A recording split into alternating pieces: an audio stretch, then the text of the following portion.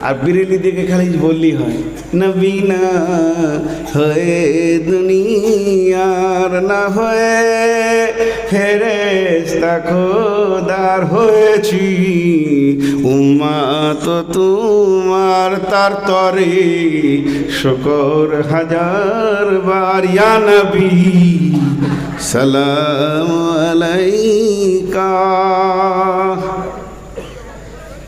জি দেখেন এইগুলো বুঝার চেষ্টা করেন।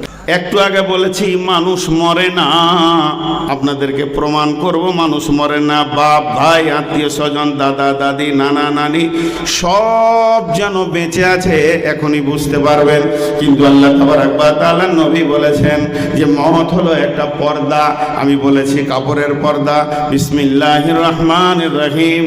আল্লাহু লা ইলাহা ইল্লাহু আল হাইয়ুল কাইয়্যুম লা তাখুযুহু সিনাতুন ওয়া লা নাওম লাহু মা ফিস সামাওয়াতি ওয়া মা ফিল আরদি মান যাল্লাযী ইয়াশফাউ ইনদাহু ইল্লা বিইذনি ইয়ালামু মা বাইনা আইদিহিম ওয়া মা খালফাহুম ওয়া লা ইউহীতুনা বিশাইইন মিন ইলমিহি ইল্লা বিমা শাআ ওয়াসি'a কুরসিয়ুহুস সামাওয়াতি ওয়াল আরদা ওয়া লা ইয়াউদুহু হিফযুহুমা ওয়া হুয়াল আলিয়্যুল আযীম।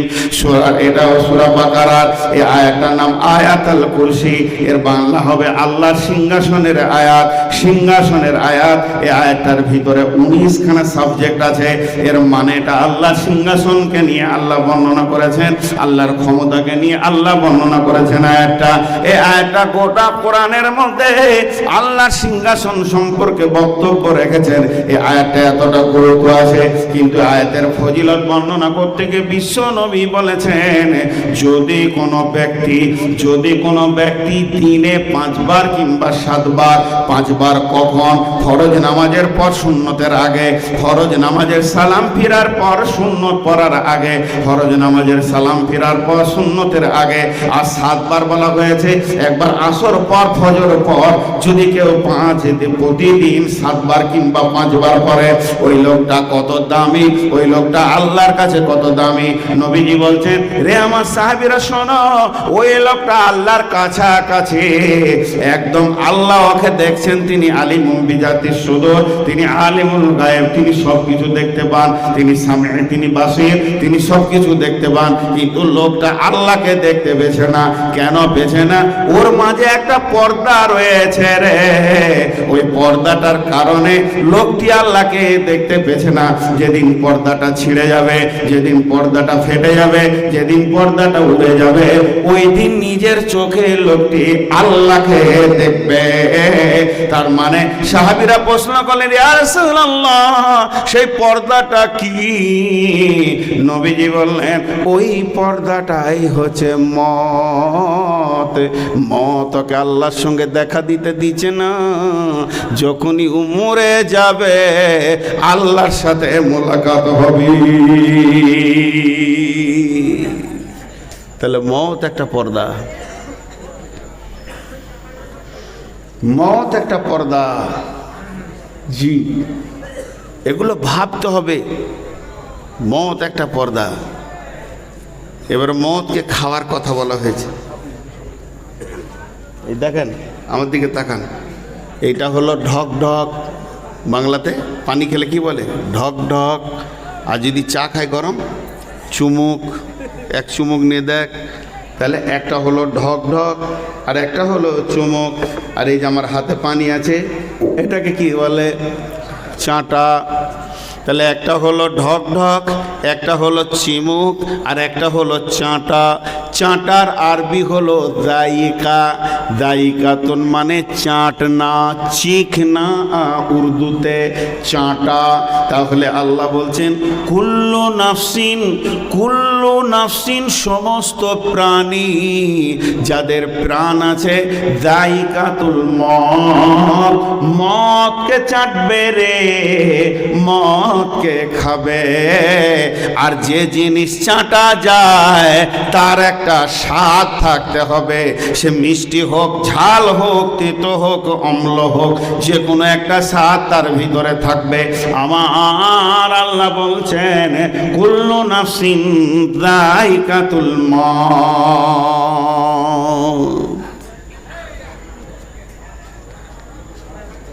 6-7 দিন আগে একটা বক্তব্যের বিষয় ছিল আমার সময়ের ওপরে 2 ঘন্টা বক্তব্য রেখেছি। সময় পৃথিবীতে সব থেকে বড় নিয়ামত হচ্ছে সময়, কিন্তু সময় এত স্পিড কারোর জন্য থামে না। আপনি আমি থামবো কিন্তু ও চলতে থাকবে, আপনি আমি ঘুমাবো কিন্তু ও চলতে থাকবে। একজন খ্রিস্টান দার্শনিক বলেছে, করত দেখেছো করত, সময় অতিবাহিত হচ্ছে। এই সময়কে আল্লাহ কত গুরুত্ব দিয়েছেন, সময়কে আল্লাহ কত গুরুত্ব দিয়েছেন, সময়কে আল্লাহ কত গুরুত্ব দিয়েছেন। সময়কে কেন্দ্র করে 2টো গোটা সূরা নাজিল করেছেন কোরআনে, একটা নাম ফজর, একটা নাম আসর। 2টি সূরা 2টো অ্যাঙ্গেলে লেগে আছে, একটা দিনের শেষে একটা রাতের শেষে। একজন মুফাসির এটাকে নিয়ে 16খানা তফসির করেছে ফজর আর আসরকে নিয়ে। যদি এই তফসির করা যায় তো সকাল হয়ে যাবে, কিন্তু ছোট্ট মধ্যে একটা দেখাবো, এক তিল। কি বলেছেন উনি বলছেন একটা আসর মানে তোমার একদিন রাস্তা আগিয়ে গেল কবর দিকে, একটা ফজর মানে তুমি আর একটা তওবা করার দিনের সুযোগ পেয়ে গেলে। হে মুমিন মুসলমান, যখন পূর্ব দিকে সূর্য উঠবে তুমি আল্লাহর শুকরিয়া করো, আমি আবার সময় পেয়ে গেছি আল্লাহর কাছে সাজদা করে তোবার। আর যখনই তোমার পূর্ব দিক পশ্চিম দিকে সূর্যটা ডুবে যাবে, তখন তুমি মনে করে লাও আমার কবরের দিকে আমি একদিনের রাস্তা এগিয়ে চলে গেলাম। সময় তোমার বইয়ে চলে যায়, সময় তোমার বইয়া যায় রে মুমিন ভাই, সময় তোমার বইয়া চলা যায়। কামিনীর কোলেতে কাল ঘুমেতে রইলি পরে, এখনো কি তুই জাগলি না রে হায়, সময় তোমায় বইয়া চলে যায়। তাহলে আমি প্রতিদিন মওতের দিকে আগাতে রয়েছি। আজকে একটা রাত হয়ে গেল, এক রাত আমার চলে গেল, সামনের দিনটা চলে যাবে, আমার মওত আমার দিকে গতিশীল হয়ে আগাতে রয়েছে।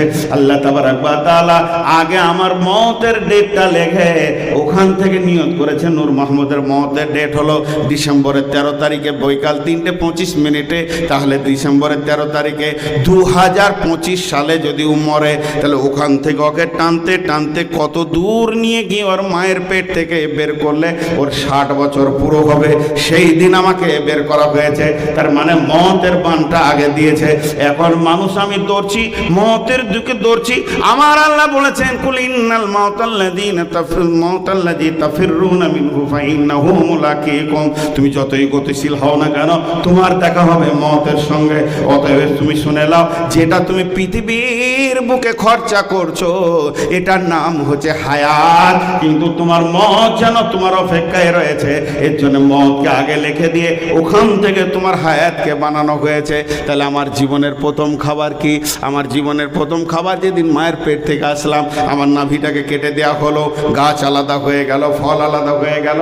আমি ধাত্রী কোলে কিংবা মায়ের কোলে, নানির কোলে, দাদির কোলে আছি, আমাকে একটু মধু দেওয়া হলো, কিংবা খেজুরকে চাবিয়ে সুন্নতের খাবার একটু দেওয়া হলো। তাহলে পৃথিবীর খাবার আমার প্রথম কি খাবার হলো? পৃথিবীর কবর খাবার ধরে এলেন আমার খেজুর হলো, তারপরে মধু হলো, তারপরে পানি হলো, এরপরে মায়ের বোঁটা এলো। মায়ের বোঁটা চুষতে চুষতে চুষতে চুষতে এরপরে আমার কাছে একটা বিস্কুট এলো, আস্তে আস্তে কেক এলো, রুটি এলো, তারপরে মুড়ি, মাছ, মাংস। হলার ছোট হতে পারে, কত গরু যেদিকে পার হয়ে গেল আল্লাহ জানে, কত মুঠ পার হয়ে গেল। যেতে যেতে যেতে যেতে যেতে যেতে এবার আমার খাবার কমতে শুরু করেছে। আর ডাক্তার বলছে খালি দুধ খাওয়াও আর সেলাইন চলবে। এবার আমি ধীরে ধীরে যেছি, আমার মওতের প্লেটটা আগিয়ে আসছে। মনে করেলেন 3000 প্লেট আমি খাবো, আমার রব লিখে দিয়েছে। তাহলে প্রথম প্লেটটা ছিল আমার মধু, শেষ প্লেটটা হচ্ছে আমার মওতের খাবারকে চিখতে হবে। এবারে যত আমি খেয়েছি, আজকে রাতে 1 প্লেট খেলাম, মওতের প্লেটটা আগিয়ে এলো। এইভাবে আস্তে আস্তে আস্তে আস্তে আস্তে আস্তে যেদিন আমি মওতকে চিখে দিব, সেদিন আমার পৃথিবী জগতের খেল শেষ হয়ে যাবে। আমাকে সঙ্গে সঙ্গে ট্রান্সফার হয়ে চলে যেতে হবে। মওত এমন একটা জিনিস, কুল্লু নাফসিন যায়িকাতুল মওত।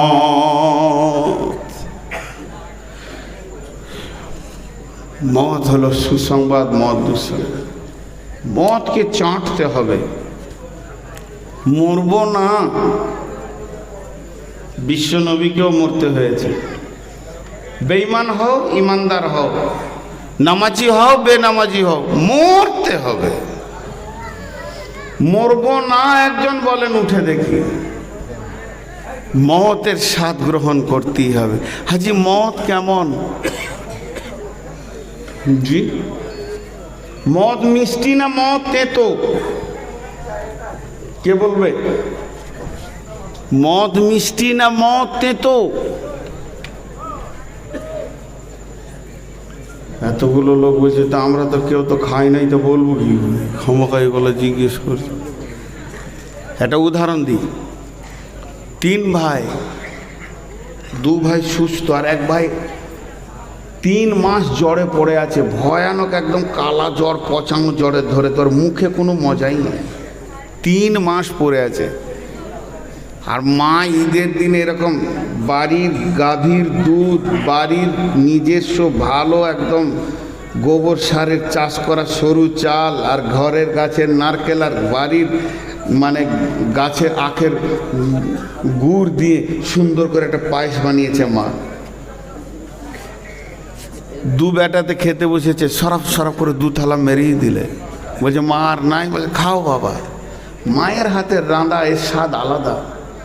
তো ওই রুগাটা পড়ে আছে, ওকে সবাই মিলে বলছে 2 ভাই খা, ভাই খা, মায়ের হাতে রে, খেয়ে দেখ, মা মরে গেলে পাবি না রে, আফসোস করবি, খা। বহু কষ্ট করে মা বানিয়েছে। ওকে ধরে তুলে বসালে 1 চামচ দিয়ে যায়। বলেন মদ কি ওই পায়েসটা কি তেতো? পায়েসটা তেতো? কথা বলে না বন্ধুরা আমার। মদ ঠিক ওই রকম। মদ হলো এত মধুর খাবার। পৃথিবীর যত খাবারের স্বাদ আছে, ফল ফ্রুট, মাছ মাংস, শাক সবজি, সবকে যদি এক জায়গায় জমা করা যায়, আর ওই স্বাদগুলোকে যদি এক জায়গায় জমা করার কোনো ব্যবস্থা থাকে, যে স্বাদটা আপনি পাবেন, মদ তার থেকে লাখো কোটি গুণের স্বাদ, মজা। ওর থেকে মজা খাবার আর নাই।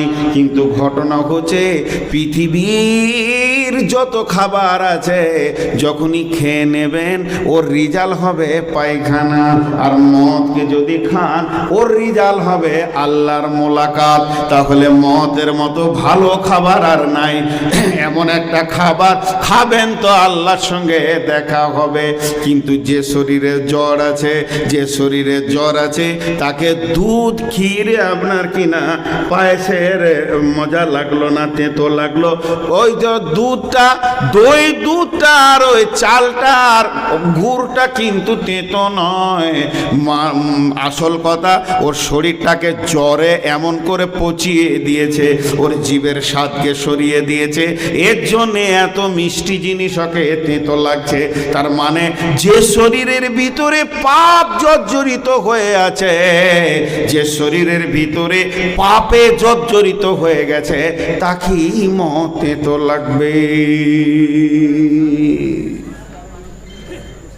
আর যার শরীরে পাপ নাই, তাকে মদ মিষ্টি লাগবে। আ যাও। মদকে ডেকেছে ইমাম বুখারী আলাইহি রাহমা, কৌশল করে চেয়ে নিয়েছেন। ফজরের সালাতের আগে তাহাজ্জুদে কাঁদছে, আল্লাহ এই পৃথিবীটা তোমার বেঈমানদের জন্য প্রশস্ত হয়ে গেছে, আমি মোহাম্মদ বিন ইসমাইলের জন্য অতি সংকীর্ণ হয়ে গেছে। ও দয়াল মাবুদ গো, পৃথিবীর স্বাদ আর ভালো লাগছে না, এ গোলামকে তুমি তোমার কাছে করে নাও। আমার মন চাইছে এখন আমি তোমার কাছে চলে যাব। ফজরের পরে পরে দোয়া কবুল হয়ে গেল। ইমাম বুখারী আলাইহি রাহমা পৃথিবী থেকে আল্লাহর কাছে চলে গেলেন। তাদের কাছে মতের স্বাদ অতি মিষ্টি ছিল বন্ধুরে। এর জন্য আল্লাহ বলছেন যে তোমরা যদি প্রকৃত ঈমানদার হও, ফাতামান্নাউল মাউতা ইন কুনতুম সাদিকিন, তোমরা যদি প্রকৃত ঈমানদার হও, তো আমি রবের কাছে যা আছে সব কিছু চাওয়া যাবে। আমার রবের কাছে যা আছে আপনার চাওয়া যাবে। তো আমার কাছে মত রয়েছে, এটা তোমার প্রয়োজন হলে তুমি কৌশল করে চেলাও।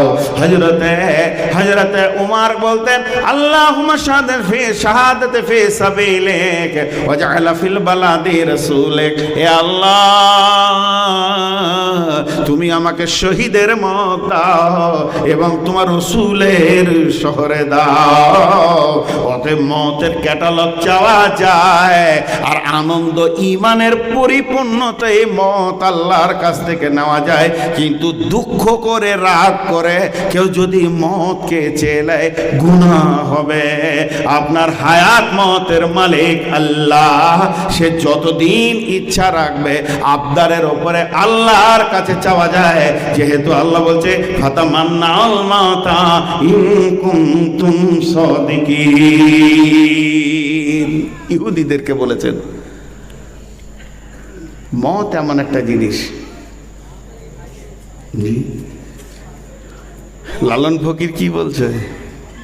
লালন ফকির খাঁচার ভিতর অচেনে পাখি, পাখি কেমনে আসে যায় খাঁচার ভিতর। অচেনে পাখি, পাখি কেমনে আসে যায়। চিন্তাম যদি পাখি রে মোর, আমি বেড়ি দি তাহাম পাখির পায়, পাখি কেমনে আসে যায়। আর কুষ্টিয়ার মঈনুদ্দিন চিশতি কি বলছে? আপনাদের কালুর তো কি বাস করছে গো কাছি। কে বলে মানুষ মরে, বুঝলাম না ব্যাপার, ওরা বুঝি আসছে না। কে বলে মানুষ মরে, আমি বুঝলাম না ব্যাপার। মরলে মানুষ বিচার হবে কার? কে বলে মানুষ মরে, আমি বুঝলাম না ব্যাপার। হায়াত মত পঞ্চ আত্মা পঞ্চ ঋষি বাস করে দেহের মাঝার। হায়াত মত নামে তিনি চালানছে কারবার। কে বলে মানুষ মরে, আমি বুঝলাম না ব্যাপার। আব্দুল আলিম কি বলছে? পরের জায়গা পরের জমি ঘর বানায় আমি রই, আমি তো সে ঘরের মালিক নই। যে ঘরে আমি বাস করছি এ ঘরের মালিক আমি নয়। এই ঘরের মালিক যে, সে যেদিন বের করে দেবে সেদিন চলে যেতে হবে। পরের জমি পরের জায়গা ঘর বানায় আমি রই, আমি তো সে ঘরের মালিক নয়।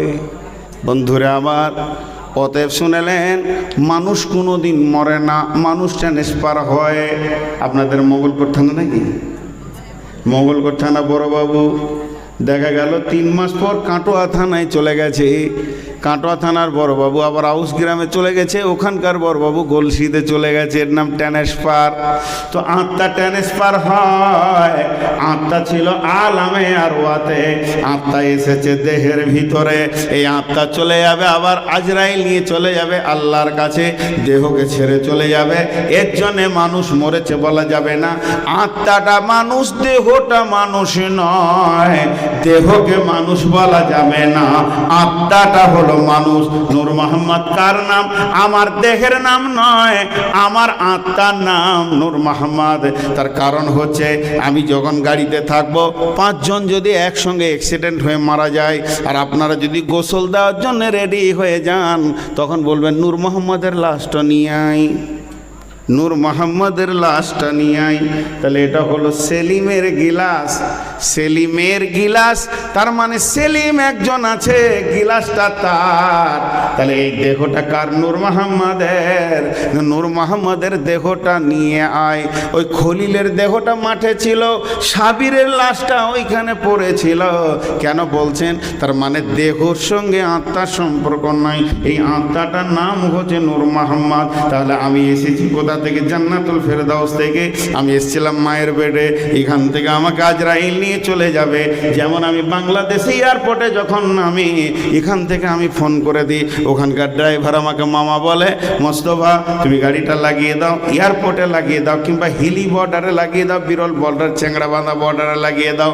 আমি 3-15 মিনিটে ঢুকবো, সঙ্গে সঙ্গে দেখি আমার জন্য গাড়িকে একদম পরিষ্কার পরিচ্ছন্ন করে লাগিয়ে দিয়েছে। আমি গাড়ির ভিতরে ঢুকে গেলাম, আমার পাসপোর্টে ভিসা মারা আছে, আমার পাসপোর্টে যে হেড কাস্টম কলকাতায় বসে আছে বাংলাদেশের অফিসার, সে আমাকে স্ট্যাম্প মেরে দিয়েছে কতদিন, তুমি 60 দিন থাকতে পাবে, মানে 6-0-60। এবারে 60 দিনের যখনই ঢুকে গেলাম, গাড়িতে বসে গেলাম, প্রোগ্রাম শুরু হয়ে গেল। তখনই ঠাকুরগাঁও, দিনাজপুর, নীলফামারী, এই করতে করতে রংপুর, এই সিরাজগঞ্জ, বগুড়া করতে করতে চলে গেলাম একদম ঢাকা, টাঙ্গাইল, মিরপুর, ময়মনসিংহ, এই করে নরসিংদী, কুমিল্লা, চট্টগ্রাম, এই করতে করতে করতে করতে করতে করতে আর এদিকে আমার দিন ভিসার কমতে রয়েছে। কমতে কমতে আমি বারবার দেখছি আর 17 দিন, আর 4 দিন, আর মাত্র 3 দিন, আর 2 দিন। ড্রাইভার বলছে, মামা কোথায় গাড়ি লাগাবো? আমি বললাম, আমি টিকিট করেছি, এয়ারপোর্টে লাগিয়ে দিবে, কিংবা তুমি ক্যান্টনমেন্ট স্টেশনে লাগিয়ে দাও, ট্রেনে যাব। গাড়িটা লাগিয়ে দিল। ওই গাড়ি থেকে বের হয়ে ব্যাগ নিয়ে আমি আমার দেশে ফিরে চলে এলাম। তার মানে এখান থেকে গেছিল নূর মোহাম্মদ, ফিরে চলে এলো নূর মোহাম্মদ। গাড়িটা হলো বাংলাদেশে, সেটাকে আমি 2 মাস ব্যবহার করলাম। ওখানকার গাড়ি ওখানে ফেলে দিয়ে চলে এলাম। তেমনি মারা ভাইরা আমার, বোনেরা আমার, আত্মা আসবে আল্লাহর কাছ থেকে, মায়ের পেটে গাড়িটাকে নিয়ে নেবে, দেহটা হলো তার গাড়ি, এটাকেই নিয়ে সে দুনিয়া করবে। মায়ের বাড়ি, বামার বাড়ি, শ্বশুর বাড়ি, নানার বাড়ি, কাজ, চাকরি, ব্যবসা বাণিজ্য, আর এদিকে তার যত দিনের ভিসা দিয়ে আল্লাহ পাঠিয়েছে, তুই কয় বছর থাকবি, এটা চুঁচু চুঁচু করে শেষ হবে। যেদিন শেষ হয়ে যাবে, আজরাইল ওর দেহটাকে টেনে বের, দেহ থেকে আত্মাটাকে টেনে বের করে নিয়ে চলে যাবে। যে এসেছিল আল্লাহর কাছ থেকে, সে ফিরে যাবে আল্লাহর কাছে, আর দেহটা ওখানেই পড়ে থাকবে। নদীর একুল ভাঙে ওকুল করে, এই তো নদীর খেলা রে ভাই, এই তো বিধির খেলা। সকাল বেলায় আমি রে ভাই ফকির, সন্ধ্যা বেলা দেহ ভেঙে হয় যে মাটি, মাটিতে হয় দেহ, যে কুমারে গড়ল দেহ, তারে খোঁজ লিলি না কেহ। রাতে রাজা সাজে নাট মহলে, দিনে ভিক্ষা মেঘে পথে চলে, শেষে গোরস্থানে গিয়া দেখি সবই মাটির ঢেলা। এই তো নদীর খেলা রে ভাই, এই তো বিধির খেলা। সকালবেলায় আমি রে ভাই ফকির, সন্ধ্যাবেলা মনরে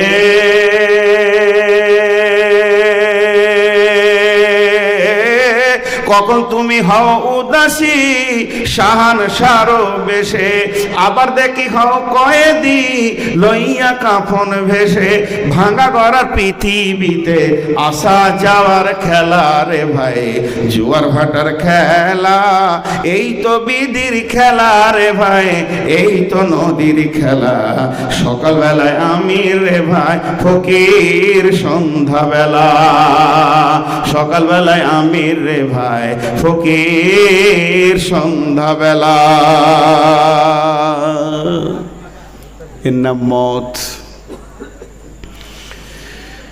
হ্যাঁ, মত একটা যানবাহন। এখন বলবো, মদ একটা পর্দা, মদ খাদ্যবস্তু, মানুষ মরে না, সবগুলো বললাম।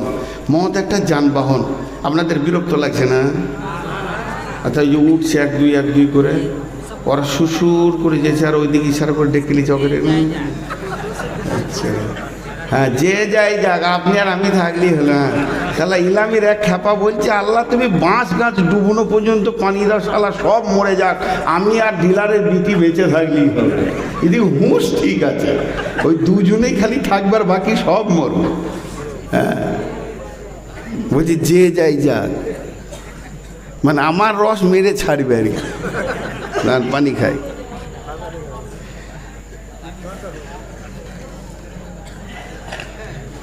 হ্যাঁ, এটা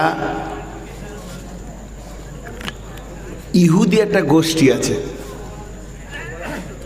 ইহুদি গোষ্ঠী। খুব ভালো করে শোনেন, আল্লাহ রসুলকে এসে বলছে, ওই আল্লাহর দুশ্মন, কথাটা কত উল্টো বলছে দেখেন। ইহুদি আল্লাহ রসুলকে বলছে, ওই আল্লাহর দুশ্মন, তুই আল্লাহর দুশ্মন, আমরা আল্লাহর বন্ধু। বুঝতে পেরেছেন? আল্লাহ রসুলকে বলছে তুই আল্লাহর দুশ্মন, আমরা আল্লাহর বন্ধু। কথাটা উল্টা বলছে না ঠিক বলছে? এতগুলো লোক একবারে মুখই খুলে না, নারে তাকবীর।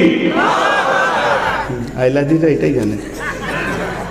আর বিরেলি দিকে খালি বললি হয়, নবী না হয়ে দুনিয়ার না হয়ে ফেরেশতা খোদার হয়েছি, উম্মত তোমার তার তরে শুকর হাজার বার, ইয়া নবী সালাম আলাইকা।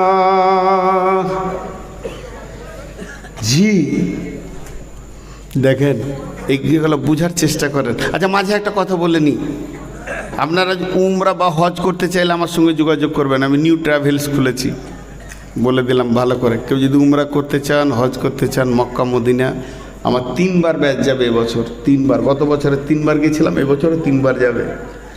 যদি কেউ যেতে চান তো যোগাযোগ করবেন আমার নম্বরে। খরচা উমরাতে 1 লাখ, আর হজের এখনো কিছু ডিক্লেয়ারটা হয়নি। তো বলে দিব, ওই মোবাইল নাম্বার 9775362347। আবার এখানেও পাবেন, তারপর আপনাদের ডিলারের কাছে পাবেন। এই যে নিজাফত আপনাদের শিক্ষক পুবারের ও চাচা হচ্ছে, সম্পর্কে একটা বিয়ে দিয়ে আমার চাচি করে দেন। আর এটা আমার জামাই, আর মুসলিউদ্দিন কয় ওটা আমার জামাই, আহসান আমার জামাই, আমি ওর মামু শ্বশুর। এখানে 2টো ভাগ্নি আছে। এতগুলো পরিচয় দিয়ে দিলাম, চলেন আমি আমার বক্তব্যে ফিরে যাই। এই যে আহসান আমার জামাই, মুরসালিন আমার জামাই, নিজাফত আমার চাচা, মফিজুল আমার জামাই, আর নিজাফত আমার চাচা। এদের কাছ থেকে নম্বর পাবেন। এখন যে কথাটা বলছি এদেরকে আর ঠকে গেল, আসল কথাটাই পেলে না। কি করব, কপালে নাই যখন, যেছে তো ভাতের লোড বেশি নেই। এতক্ষণ ছিল, সেও খুব ধৈর্য আছে ওদের। এরপরে যারা রয়েছে এরা তো আরও কিছু। তো যাই হোক, আর বেশি সময় আপনাদের কাছে নিব না, খালি এই বিষয়টা বলে দিই। বিসমিল্লাহির রহমানির রহিম। قل يا أيها الذين هادوا إن زعمتم أنكم أولياء لله من دون الناس فتمنوا الموت إن كنتم صادقين। কথাটা ভালো করে শুনবেন। ইহুদিরা এসে আল্লাহ রসুলকে বলছে তুই আল্লাহর দুশমন, আমরা আল্লাহর বন্ধু। আল্লাহ বলছে নবী হে, ইহুদিদেরকে ডেকে বলে দাও, যদি তোমাদের ধারণা হয় তোমরা মানুষকে বাদ দিয়ে আল্লাহর সঙ্গে বন্ধুত্ব করেছো, তাহলে ফাতামান্নাউল মাউতা, মওতকে ডেকে এলাও, আল্লাহর কাছে চলে যাও। হিরো হুন্ডা চেপে খালার বাড়ি যাওয়া যাবে, টিভিএস চাপলে খালার বাড়ি শ্বশুর বাড়ি যাওয়া যাবে, মারুতিতে চাপলে জলসাতে শ্বশুর বাড়ি খালার বাড়ি নানার বাড়ি যাওয়া যাবে। যানবাহন বাসে যদি চাপেন তো আর কোথায় যাবেন, বন্ধুর বাড়ি বেড়াতে যাওয়া হবে। প্লেনে চাপলে চেন্নাই, গুয়াহাটি, যেখানে ইচ্ছা, দুবাই জানা, সৌদি যান, চলে যাওয়া যাবে। কিন্তু আল্লাহর কাছে যাওয়ার মতো কোনো যানবাহন পৃথিবীতে হয়নি। হিরো হোন্ডা হবে না, এখানে কোনো যানবাহন নাই যে আপনাকে বলবে তোমাকে আল্লাহর কাছে পৌঁছে দিব। আল্লাহর কাছে পৌঁছানোর একটাই যানবাহন, তার নাম হচ্ছে মত। মত যেদিন আসবে তোমাকে আল্লাহর কাছে নিয়ে যাবে। তাহলে তোমাদের দাবি যদি হয় রে ইহুদির দল তোমরা আল্লাহর বন্ধু, তাহলে আল্লাহর কাছে মত নামে একটা গাড়ি আছে, ওটাকে তোমরা চেয়ে নাও। ফাতামান্নাউল মাউতা ইন কুনতুম সাদিকিন। আমি দিনাজপুরে জালসা করতে করতে বলছি সুসংবাদ, সুসংবাদ, সুসংবাদ। এবার আপনারা বললেন যে এত সুন্দর করে যখন বললেন কি সুসংবাদ, চলে আসেন স্টেজে, যে আসবে তাকে কেটে 3 পিস করা হবে, কেটে 3 পিস করা হবে। এটা সুসংবাদ হলো। হাগাবার দোয়া করি কেন, কি দোয়া? হে আল্লাহ, যতগুলো আমরা এখন বসে আছি একটাও যেন বাড়ি ফিরে না যায়, সব মরে যায়। এখনই দুজনে হাত নামিয়ে নিয়েছে, বলছি সুবহানাল্লাহ, এই মাত্র সুদের টাকা কটা গুনে রেখে এলাম গো। আর মরতে বলছে, ও মরতে যাবে না। এখানের মধ্যে কে কে মদ চাইছেন? মরবেন? কার কার মরার শখ আছে? কার কার মরার শখ আছে? হাত তুলে তো দেখি কে কে মরতে চাইছেন। মাত্র 5টা, কেউ হিলছে না। আল্লাহ তাবারাক ওয়া তাআলা বলছেন যে শুনেলে ওয়ালা ইয়াতামান্নাউনাহু আবাদাম বিমা কদ্দামাত আইদিহিম ওয়াল্লাহু আলিমুম বিযালিমিন। এরা মরতে চাইবে না, আমি ভালো করে জানি কেন চাইবে না। কেন চাইবে না? তাদের একটাই কারণ, তাদের হাতের ফল কামাই আমার কাছে নোংরা আছে, ভালো মাল তারা পাঠাতে পারেনি। যদি ইমানদার হতো, ইন কুনতুম সাদিকিন হতো, তাহলে মদকে চেয়ে নিত। একজনা বলছে দিল্লি যাব, অনেক বড় লোক, ওর ঘরে একটা গরিবের ছেলে কাজ করে, জীবনেও কাঁটোয়া দেখে নাই, এত গরিব। বলছে চাচা কোথায় যাবে গো? বল দিল্লি। আমি যাবো চাচা। রাখাল ওর ঘরে কাজ করে, তো দেখছি যে খ্যাপা, হুঁশ কম, তারপরও গরিব মানুষ। তা ওর নামেও টিকিট করেছে, চলে গেছে দিল্লি। কি খুশি ও, দিল্লি এসেছি আমি। গল্প বলছি, এটা এর মধ্যে জ্ঞান আছে। দিল্লিতে দেখছি একটা লোককে হাতির ওপরে চাপিয়ে, গোটা গায়ে ফুল আর হাতিতে ফুল, আর পেছনে টুডুম টুডুম টুডুম টুডুম টুডুম টুডুম টুডুম, আর ওকে সে রোম মারছে আর লাফাইছে, সবাই হই করে হাসছে। আর যে হাতিতে চেপে আছে সে অঝোর নয়নে কাঁদছে।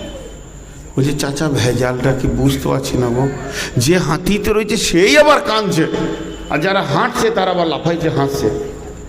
বলছে শুনেছিস খবর, ইন্ডিয়াতে একটা নতুন আইন তৈরি হয়েছে, যে ইচ্ছা প্রধানমন্ত্রী হতে পারে।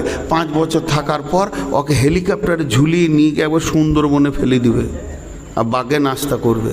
ওর 5 বছর হয়ে গেছে রে। ওই জন্য ওকে একবার গোটা দিল্লিটা হাতিতে করে ঘুরিয়ে দেখিয়ে দিচ্ছে।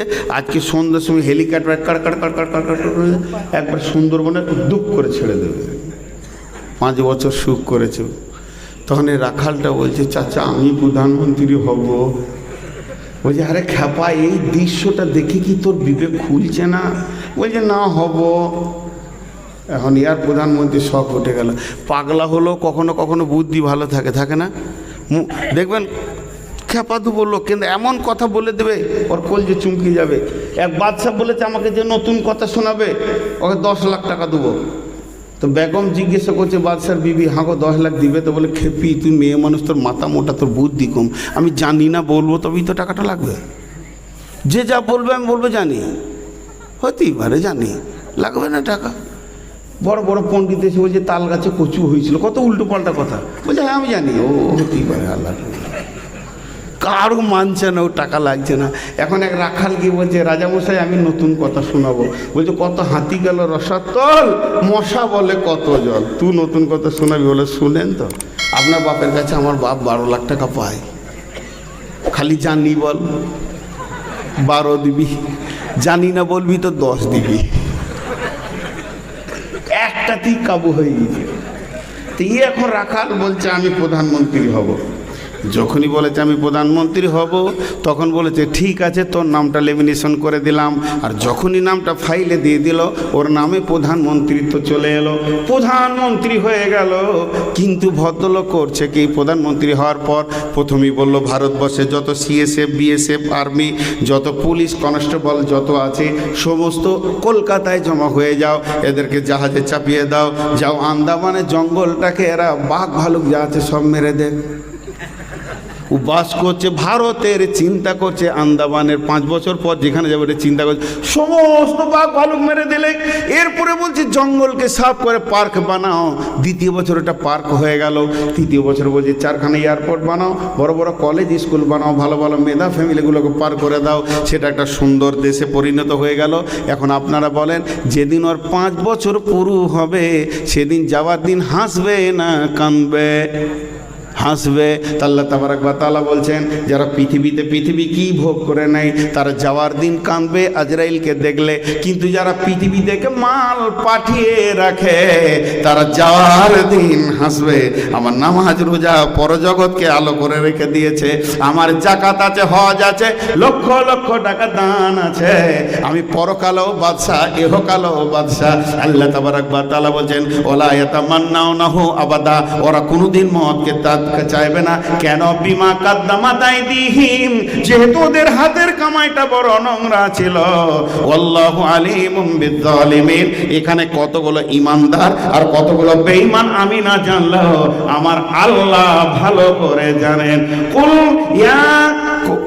কুল হাদু ইন জানতুম আন্নাকুম আউলিয়া লিল্লাহি, তারপর কি আছে? কুল ইন্নাল মাউতাল্লাযী তাফিরুনা মিনহু ফাইন্নাহু মুলাকীকুম সুম্মা তুরাদ্দুনা ইলা আলিমিল গায়বি ওয়াশ শাহাদাতি ফায়ুনাব্বিউকুম বিমা কুনতুম তা'মালুন। জি, আজকে জালসার দিন। পেঁয়াজের বস্তাগুলো দেখেছেন? জাল জাল বস্তা, এক বস্তা আঙ্গুর, আপেল, কলা, চেরি, কিশমিশ করে এনেছে, সিঙ্গারা আছে, ওর ভিতরে রুটি আছে, ডজন ডজন কলা আছে। দেখো ওই মাঝ সাথে রেখেছে, মোটর সাইকেল করে নিয়েছে, আজান হয়ে গেছে, নামাজ পড়তে শুরু করে দিয়েছে, কিন্তু মুখটা বাঁধানো, একটা ইঁদুর ঢুকে গিয়েছে। হেড মালানো এসে বলছে হ্যাঁ তো মুখটা যে খোলা, বেঁধে তারপর ট্রেনে বেঁধে দিয়েছে, মাল কিন্তু ভিতরে, ট্রেনে বেঁধে দিয়েছে মুখটা, মাল ভিতরে। তো ইঁদুরটা বলছে সুবহানাল্লাহ, এত খাবার আমার, আমি আজকে জালসার দিনে এত বড় মেহমান, কোনো খাবারটা বাকি নাই গো, মার্কেটে সব আমার। এবার খাওয়া বাদে খালি খুরখুর খুরখুর খুরখুর খুরখুর করে দৌড়ে বেড়াচ্ছে ভিতরে, কোনটা দিয়ে শুরু করবে তাল পেছে না ও, আর যে কলা দিয়ে শুরু করবে না খেজুর দিয়ে করবে তাল পেছে না ও, আর এত খুশি। এই শব্দটা যখনই পেয়ে গেছে হেড বলো না, তো ছড়িটা করে ওই বস্তার গায়ে এরকম করে মেরেছে একবার, যেই একবার মেরেছে ও ভিতরে চুমকে উঠেছে, খবর হয়ে গেছে।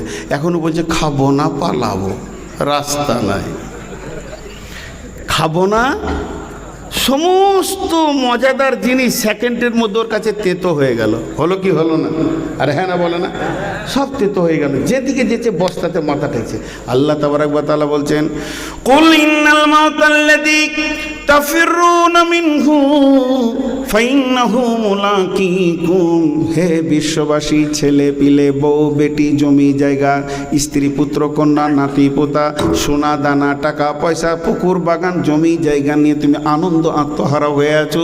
যখনই আজরাইল এসে চুটকি বাজিয়ে দেবে তুমি চুমকে উঠে বলবে আমার দিন হয়ে গেছে, পালাবার চেষ্টা করবে, কিন্তু তুমি মতের বস্তাতেই ভরা আছো, যেদিকেই ধরবে মত দেখতে পাবে, উপায় নাই, মত তোমাকে মোলাকাত করবে। পৃথিবীতে দুইটা ট্রেন আছে, এক্সপ্রেস ট্রেন আর লোকাল ট্রেন। লোকাল ট্রেনের নাম হলো হায়াত। আমরা হায়াতের গাড়িতে চেপে দিল্লি গেছি, পেছনে কিন্তু এক্সপ্রেস ট্রেন মতকে আল্লাহ ছেড়ে দিয়েছে, ও আমাদেরকে কাই করে আগামে রেখে দাঁড়িয়ে থাকবে, আয় আয় আয় আয় হরিয়ানার ব্রিজে তোদেরকে নিয়ে নিব রে, সব কটা অ্যাক্সিডেন্ট হয়ে মরবি। মত এত গতিশীল, আপনার আগে গিয়ে ঠিক টাইমে আপনার আগা ঘেরে নেবে। আমার আল্লাহ বলছেন তারপরে মত কি করবে? মতের এটা ক্ষমতা নাই যে আপনাকে জাহান্নাম দেবে, জান্নাত দেবে। মত সোজা নিয়ে গিয়ে আলিমুল গায়বি ওয়াশ শাহাদাতি, আল্লাহর কাছে আপনাকে দিয়ে দেবেন। আর আমার আল্লাহ ফায়ুনাব্বিউকুম বিমা কুনতুম তা'মালুন, আপনি সারা জীবনে কি কি গুনাহ করেছেন সব শুনিয়ে দেবে। মত এমন একটা জিনিস। আপনারা একটা কথা বলেন, 1 ঘন্টা 50 মিনিট বক্তব্য হলো, তো 1 ঘন্টা 50 মিনিট বক্তব্যে কি পেলেন আপনারা বলেন? সমস্যা না সমাধান? না, সমস্যা। আমি তখন থেকে খালি বলেছি মরতে হবে, মরতে হবে না, একটা গলি দেখিয়ে দেবো তবেই তো বক্তা। সে রাস্তা তো দিচ্ছি না, খালি ভয় দেখাইতেই রয়েছি, তো লাভটা কি হলো? কথাটা বুঝাতে পারলাম? এতগুলি লোক এবার হ্যাঁ নাও বলছে না, 1 ঘন্টা 50 মিনিট কি ছিল? সমস্যা। এবার সমাধানের হাদিসটা বলি। বিসমিল্লাহির রহমানির রহিম। ওয়ান জাবিরিন রাদিয়াল্লাহু তাআলা আনহু قال رسول الله صلى الله عليه وسلم من سلكن فيه يسر الله حتفه ويدخله جنته। হযরতে জাবের আর জুবাইর দুইজন শহীদ সাহাবী ফোরাত নদীর তীরে শুয়ে আছেন। হযরতে জাবের একজন বিখ্যাত সাহাবী, শহীদ সাহাবী।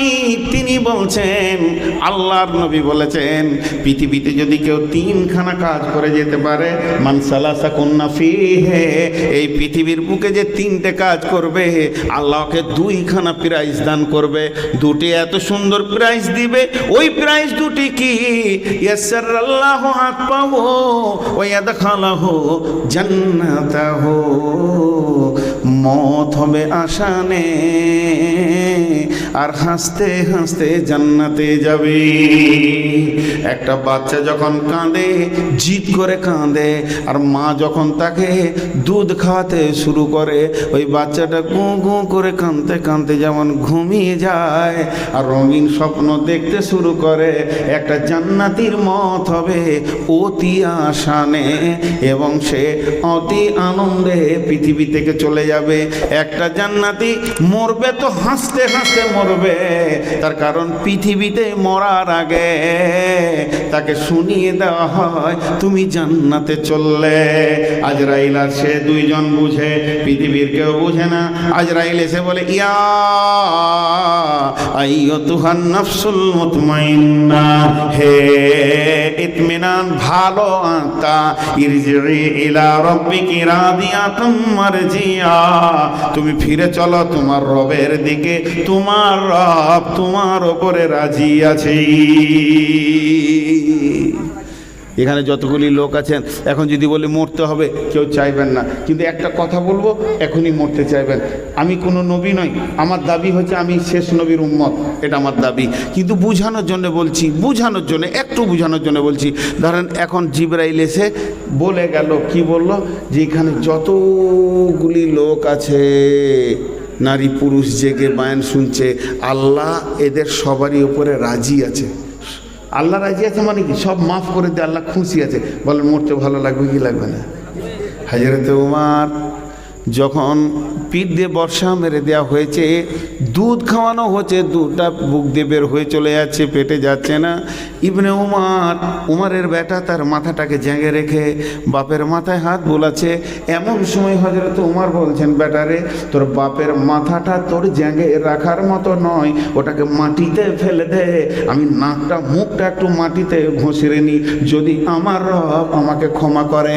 ইবনে উমর বলছে, আব্বা আপনি কেন এত হতাশা হচ্ছেন? মওতের সময় তো এত হতাশা হওয়ার কোনো কারণ নাই। আপনি হলেন ইসলাম জগতের দ্বিতীয় খলিফা, আর আপনি হলেন রসুলের সাহাবী, আপনার নামে আছে রাদিয়াল্লাহু আনহু। হযরত উমর বলছেন, বেটা মওতকে ভয় করিনি রে, মওতকে ভয় করিনি, আমি ভয় করছি মরার পরে আমার রবের সামনে কেমন করে দাঁড়াবো, আমার রব আমাকে দেখে খুশি হবে কি হবে না। বিশ্ব নবীর কাছে 3 দিন আগে জিবরাইল এসে বলছেন, কাইফা ওয়াজাদতু ইয়া রাসূলুল্লাহ, ইন্নী কাইফা ওয়াজাদতু, আমি আপনাকে কেমন পাচ্ছি, কেমন রয়েছেন? নবীজি বললেন, জিবরাইল আমি অসুস্থ রয়েছি, মাথার ব্যথা বাড়তে রয়েছে। দ্বিতীয় দিনে একই কথা বললেন, তৃতীয় দিনে একই কথা বললেন। এবার যেদিন রাসূল মারা যাবেন, যেদিন নবীজি পৃথিবী থেকে চলে যাবেন, নবীজি এবার বিদায় হয়ে যাবে, আজরাইল এসে বলছেন, রাসূলুল্লাহ আজকে আপনার বাড়িতে আমি একা মেহমান আসিনি, আর একজন আল্লাহর ফেরেশতা এসেছে। নবীজি বুঝে নিলেন সেটা কে না আজরাইল। নবীজি বললেন, জিবরাইল বলছেন, ইয়া রাসূলুল্লাহ ওই ফেরেশতাটা পৃথিবীর সকলের ঘর ঢুকবে, ওর পাস আছে, কারোর কাছে অর্ডার নিতে হয় না, কিন্তু আপনার ব্যাপারে আল্লাহকে ট্রেনিং করে দিয়েছে, খবরদার নবীর ঘরে হুটপাট করে ঢুকবি না, আমার নবী যদি তোকে ঢুকতে বলে তো তবে ঢুকবি না, ঢুকবি না। এর জন্য আজরাইল আপনার ঘরে ঢুকতে পারছে না, আপনি বলেন তাকে ঢোকার পারমিশন দিয়েছেন কিনা। আল্লাহ নবী বলেন, জিবরাইল আমার আল্লাহর কাছ থেকে আমাকে একটা বার্তা এনে দাও। যতক্ষণ পর্যন্ত বার্তাটা না এনে দেবে আমি ওকে বাড়ির ভিতরে আসতে দেব না, আমি অর্ডার দেব না। বার্তাটা কি? যে আমি মরে যাওয়ার পর আমার উম্মতের সঙ্গে কে থাকবে? জিবরাইল করে গেলেন তুরত, আর আল্লাহর কাছে এই খবর এনে বলেন ইয়া রাসূলুল্লাহ, আল্লাহ বলেছেন স্বয়ং আমি তোর উম্মতের সঙ্গে থাকবো। নবীজি খুশি হয়ে গেলেন। এরপরে নবীজি আয়েশার দিকে দেখছেন, ফাতেমার দিকে দেখছেন, এমন সময় জিবরাইল আমিন বলে দিলেন ইয়া রাসূলুল্লাহ, যখন আমি আল্লাহর কাছ থেকে এলাম আপনার বার্তাটা নিয়ে, আমি আমার রবকে দেখে এলাম। আজকে আপনি যাবেন, এর জন্য যেন আমার আল্লাহ খুশিতে আনন্দে ছটফট করছে। এই কথাটা নবীজি যখন শুনে নিলেন, তখন আজরাইলকে বলছে আজরাইল রে, আর দেরি নয়, এখনই আমাকে আমার বন্ধুর কাছে পৌঁছে দাও। আল্লাহ রসুল দুইটি কথা শেষকালে বলেছিলেন, একটা বলেছেন আসসালাত আসসালাত আসসালাত, আর একটা বলেন ইয়া রাফিকাল আলা ইয়া রাফিকাল আলা ইয়া রাফিকাল আলা। তার মানে বিশ্ববাসীকে বলে গেল তোমরা নামাজকে ঠিক ধরে রাখবে, নামাজকে ধরে রাখবে, নামাজকে ধরে রাখবে। আর আল্লাহকে বললে হে আমার শ্রেষ্ঠতম উন্নত বন্ধু, তোমার কাছে আমি আসছি। এই বলে নবীজি বিদায় নিলেন। অর্থাৎ মত এমন একটা সাবজেক্ট, পৃথিবীর সবাইকে জানতে হবে। তবে বিশ্বনবী বলেছেন পৃথিবীর বুকে যদি কেউ তিনটে আমল করে যায়, তার মত আসানে হবে জান্নাতে যাবে। সেই তিনটে আমল কি? নাম্বার 1, রিফকুন বিজাইফ, কমজোরকে যে সাহায্য করবে। একটা রিক্সাওয়ালা উঁটুতে উঠতে পারছেন, আপনি নেমে তুলে দিলেন। আর কিছু ঘটলো, কোনো আপনার বাড়ির পাশে ঘরটা উল্টো পাল্টা করছে, একটু বুদ্ধি দিলেন ভাই তুমি এদিকে করো। বাড়ির পাশে অসুস্থ রুগী, সব ঋণ হয়ে গেছে, গোপনে 2-5 হাজার দিয়ে দেওয়া। যে কোনো দিক থেকে কমজোরকে যে সাহায্য করবে, রিফকুন বিজাইফ। বাংলাদেশে মাফ করেন, আমি আপনাদেরই ছেলে, আমি নিজেকে বড় করতে চাইছি না, আল্লাহর কসম দিয়ে বলছি আমি আলিম নই। আমাকে আলিম মনে করলে সে ধোঁকায় পড়ে আছেন, কারণ আমার অতটা ইলমে নাই যে আমি ব্যাকরণ দিয়ে কোনো কথা বলতে পারবো। বহুত পড়াশোনা করে কথা বলি। তো বাংলাদেশের লোক আমাকে আন্তর্জাতিক মানে রাখে। এখন আমি যদি পুলিশ চাই কোনো থানাতে তো দেবে, এতটা আমাকে পাওয়ার দিয়েছে। তো আন্তর্জাতিক মানে রাখে, তো আমার সঙ্গে গাড়িতে সবসময় 2টো লোক থাকে অতিরিক্ত, ড্রাইভার আমি আর 2টো লোক। তো আমি নীলফামারি যাচ্ছি ঠাকুরগাঁও থেকে, আমার গাড়ি যাচ্ছে, তো ঠিক ব্রিজটা এরকম খুব সংকীর্ণ লোহার ব্রিজ। এই দিক থেকে গাড়িটা ওঠে চুচু চুচু করে টেনে দিল। ছেলেটার নাম মোস্তফা, বললাম এই মোস্তফা দাঁড়া দাঁড়া দাঁড়া দাঁড়া। ওই দিক থেকে দেখি 6-7 বস্তা ধান নিয়ে পা ভ্যান আর কি, মোটর ভ্যান লয়, ওই কোনো রকম চড়িতে এসেছে। আর এই গাড়িটা যেই চলে গেল, ও একটু পেছনের দিকে একটা চাক নেমে গেল, তো লোকটা বেকায়দা হয়ে গেল। এখন কেউ এসে তুলে দিলে, ও টান ধরে আছে, ছেড়ে দিলে তো একবার নদীতে পড়বে। তাহলে মোস্তফা দাঁড়া, তো গাড়ি দাঁড় করে দিল। আমি গিয়ে ওই পেছনে যখনই চাপ দিয়ে হাত দিয়ে ধরেছি, আর বললাম ভাই তুমি হ্যান্ডেলটা ধরো, আমি চাপ দিই। আমার সঙ্গে যে 2জন ছিল, ছি মৌলানা সাহেব এটা কী করছেন আপনি, আন্তর্জাতিক মানুষ। বলে তা নয়, আল্লাহ নবী বলেছেন রিফকুন বিজাইফ, তোমার মত আসানো হবে। ওরাও শুধু আমার সঙ্গে হাত দিল, ঠেলে তুলে দিলাম।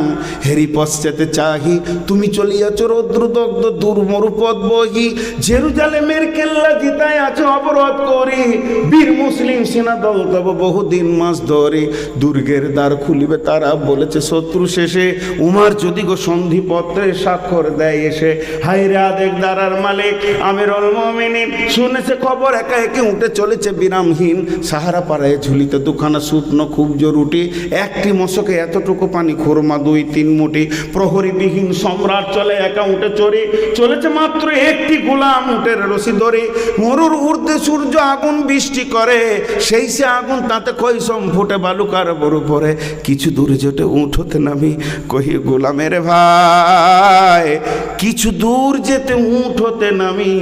উমারের মতো ব্যক্তিটা উঠ থেকে নামলো, নামার পর গোলামকে বলছে, কহিল গোলামের ভাই পেরেশান বড় হইয়াছে চলিয়া, এবার আমি যাই।